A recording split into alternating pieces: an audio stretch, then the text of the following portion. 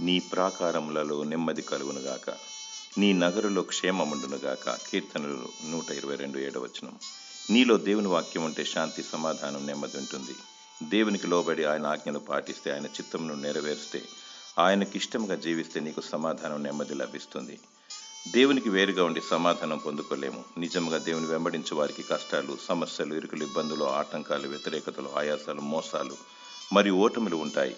అయితే సజీవ యాగముగా నిన్ను నీవు దేవునికి సమర్పించుకొని ధైర్యంగా ప్రభువైన యేసుక్రీస్తు నామాన్ని ఒప్పుకొని ఆయన బలిష్టమైన హస్తం క్రింద సాగుతూ ఉంటే ఇరుకులో విశాలతనిస్తాడు.